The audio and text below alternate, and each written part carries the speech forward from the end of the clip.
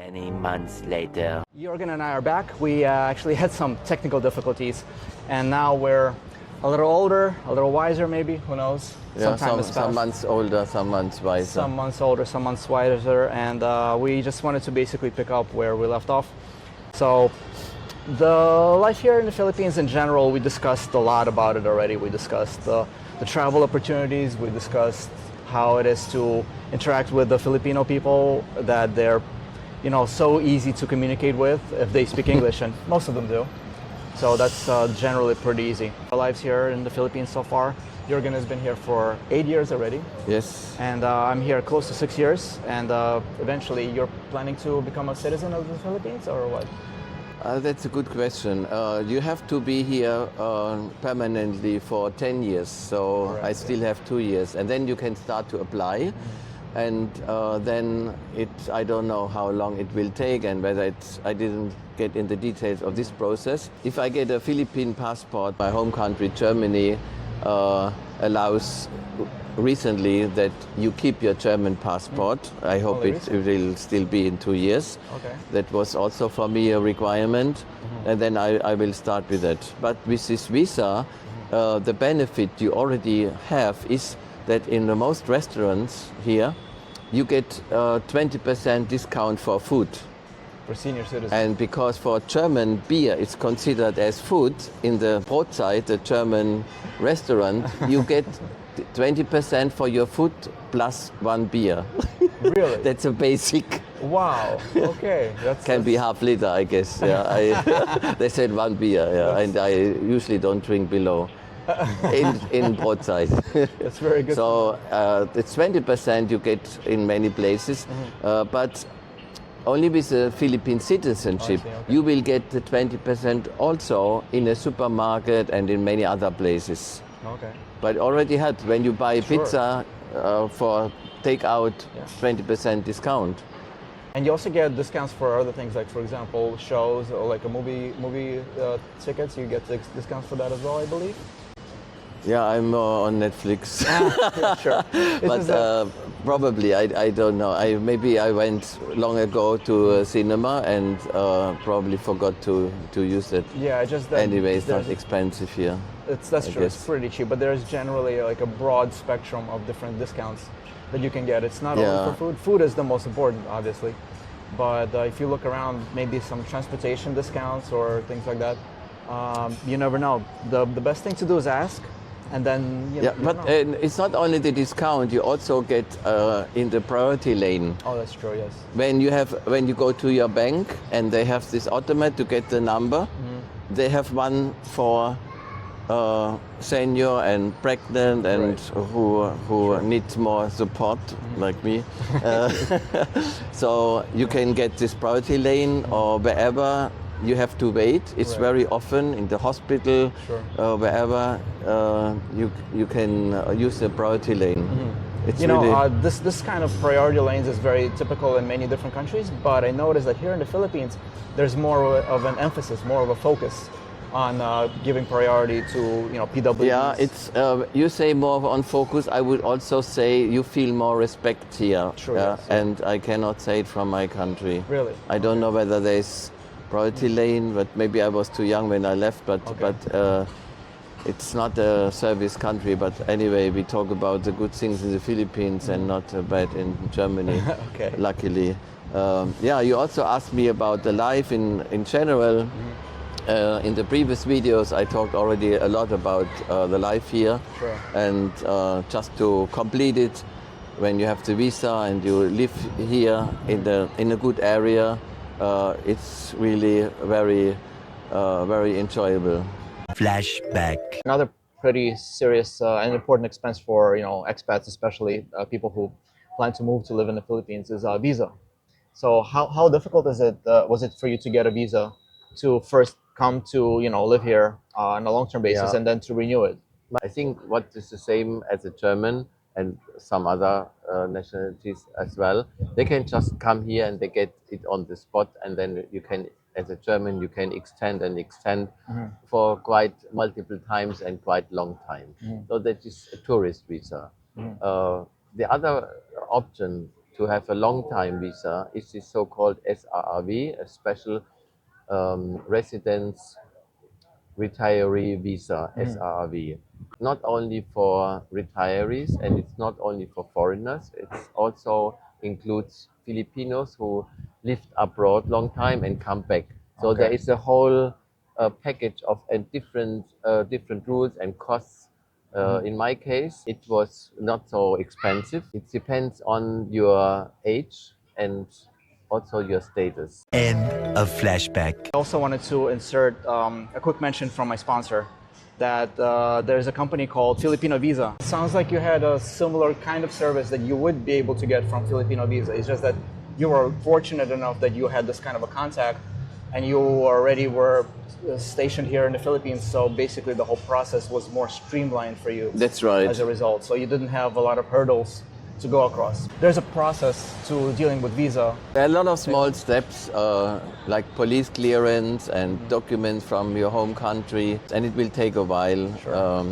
So Yeah, and also in these 8 years, I think things changed. COVID changed, and also they gave the visa to people who, how to say, didn't behave really well or were even criminal. So that was also a reason why they changed the visa restrictions a lot. yeah, that's actually, it's like that also in the US. The restrictions in the US are becoming more strict over time. And the fact that these things changed in the first place makes it a lot more confusing. Right, because Filipino Visa, basically, they have services across the board for every kind of visa-related requirements. Whether you're looking to come to the Philippines as a tourist, or you want to live here, or you want to retire here, or vice versa. If you're a Filipino and you want to move to the US or just visit the US, you know, to work as an OFW, or you want to start a life there with your family, in either case, having a contact person like what Jurgen was talking about is extremely helpful. And Filipino Visa caters to every kind of service. And you can also pick and choose, mix and match what kind of services you need. You can have a free on-the-phone consultation. They're available 24 hours a day, 7 days a week.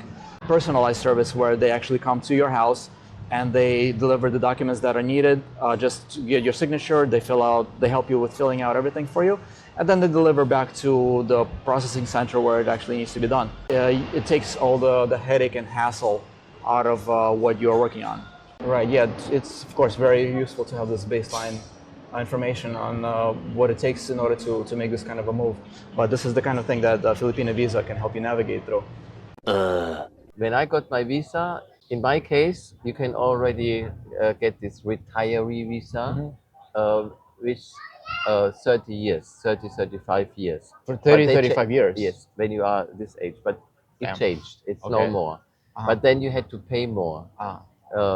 And the other factor is, one is age, the other is your status, means are you a retiree?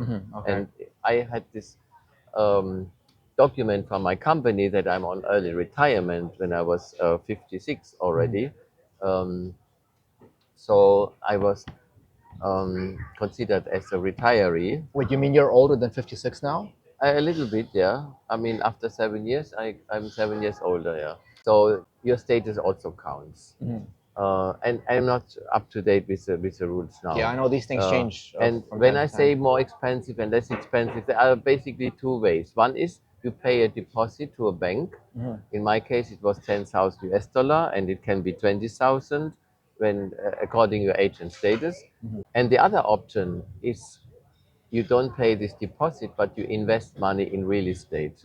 And I think it's a minimum is $50,000 to invest in real estate. Wow, okay. Yeah, actually, if you don't want to have a Bahay Kubo, means a little hut, then you need some money.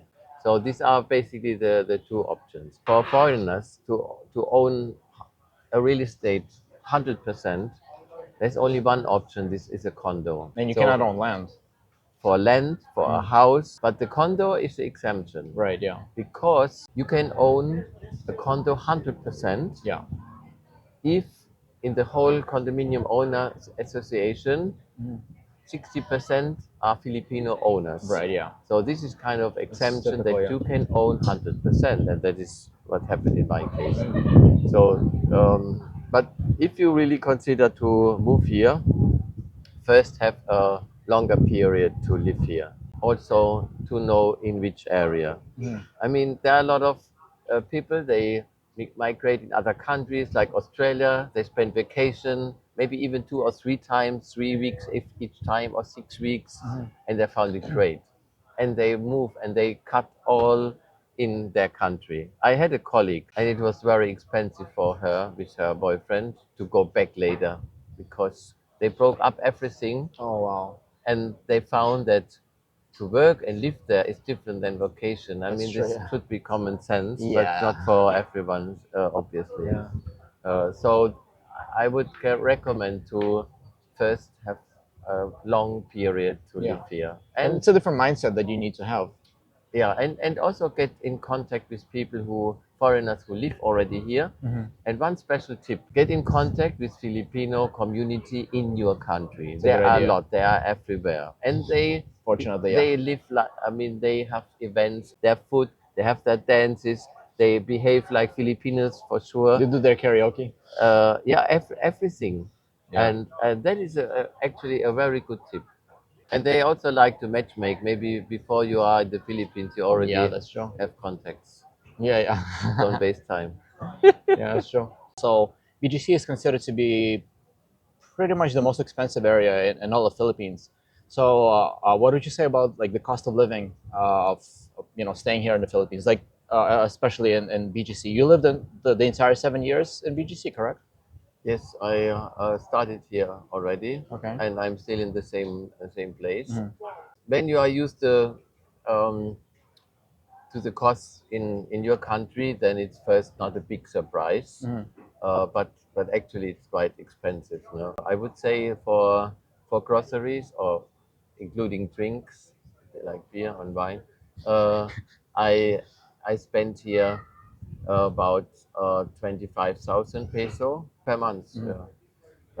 And I think in Germany it would be double. Okay. When I sometimes talk with friends and I tell them, oh, the beer here is quite expensive. It's this, and in Germany it's this. They tell me, yeah, this the price you have in mind from Germany that was 8 years ago. Oh wow. Now Okay. it's really much more expensive also in Germany. So it's still cheaper here. So how much do you pay for things like utilities, like electricity, internet, phone, cell phone service, things Actually, like I pay about 50 euro per month, 3,000 peso, and for electricity, gas, and water. 2.5 is about electricity. A lot of people have double of my costs, electricity.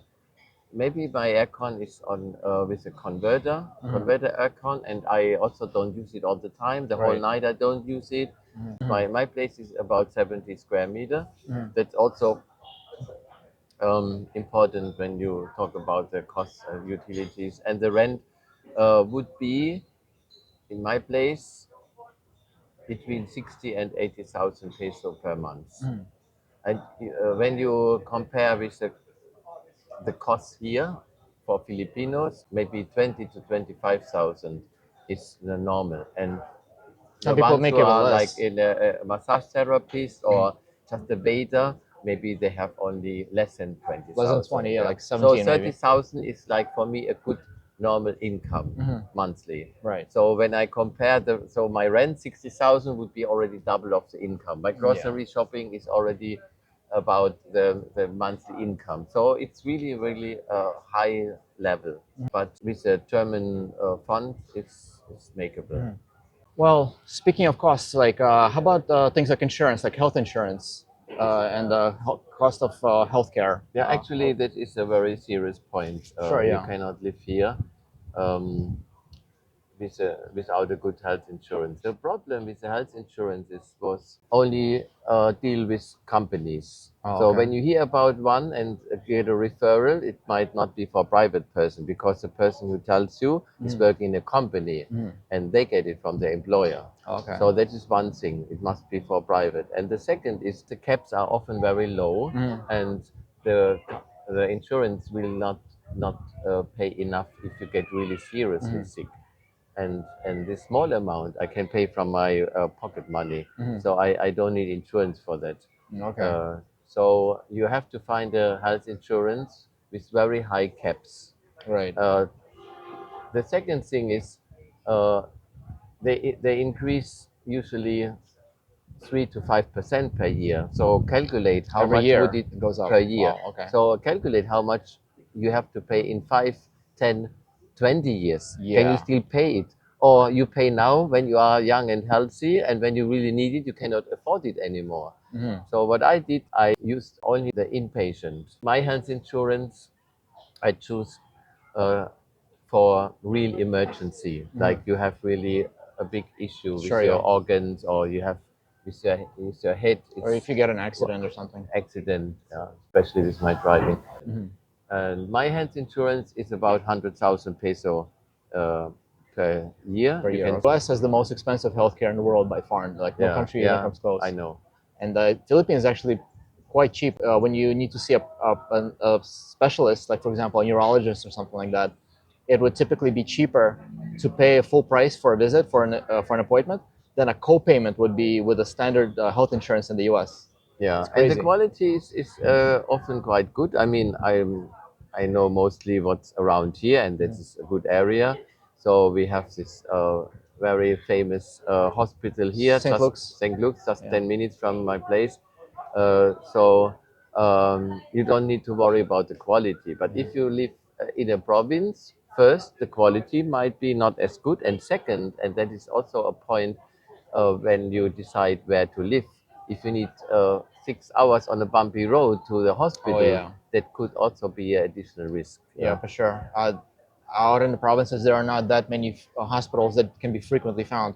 But yeah, that's actually another major benefit of living here in BGC. In fact, I made a video just recently about the life here in BGC and all the amenities and the comforts of living here. And I actually spoke specifically about St. Luke's Hospital and how modern it is with modern equipment and highly trained staff professionals. So if you live in the right place and if you can afford to live in a place like BGC, then yeah, the quality of living overall. Yeah, in Makati, they also have very That's good true. Yeah, hospitals, Makati Medical Center is really good as well. Yeah, exactly. Yeah, when you are a pensioner, that doesn't mean you are bored, especially in the Philippines. That is true, right? There's a lot to do, and actually, I'm in preparation for a kind of a test move. We will stay for 6 weeks in a farm. My partner and myself with her family, 500 kilometers north into Gigarao, and it's a very simple life there. Yeah, quite different from BGC. I make it a bit less simple. I bought already aircon. Oh, okay, nice. But will be very different life. Yeah. The father still is working on the field with the carabao, with the water buffalo, okay. and it's really different there. So More peaceful. it's less traffic, yes, but it's not necessarily not noisy there. Oh, I see. Chickens start at 3 a.m. The dogs bark. The neighbor has karaoke. There, It's not just more fun in the Philippines. It's more exciting in the Philippines, even on a farm. you are never bored. You're Yeah. never bored. Yeah, that's one of the great things to take away out of this whole conversation is that living in the Philippines, if you have the know-how, the basic ideas of what to do, where to go, you're never going to be bored here. There's more fun in the Philippines, more excitement in the Philippines, and more love in the Philippines. And I guess with that, we're going to be closing out this video. Hope you enjoyed it. If you did, please hit the like button. Subscribe to my channel if you haven't already. And Always to take care mine. of- And to his. I'm sorry, I forgot.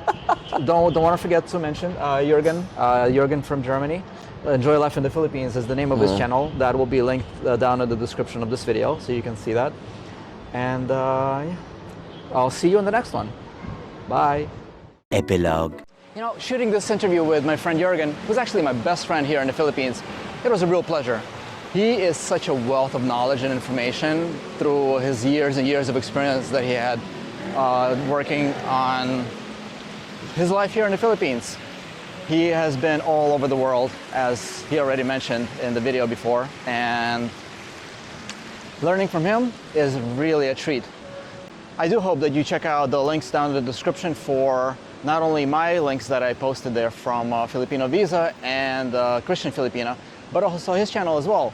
He's making some really fun and exciting videos here in the Philippines with his girlfriend Gladys, of them traveling together and the kind of life that they have, going between Metro Manila to Tuguegarao and a number of other places like in Subic Bay, and the adventures that they're having.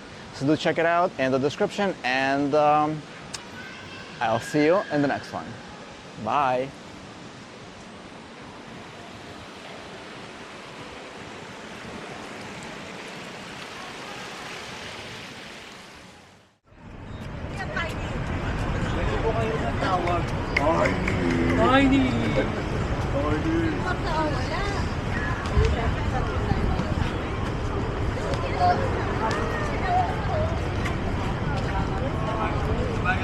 There's a lot of these small parks here, and it's really great.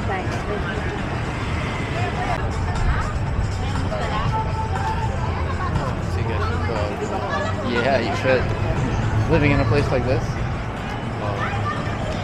So great, they don't have only this big the high street.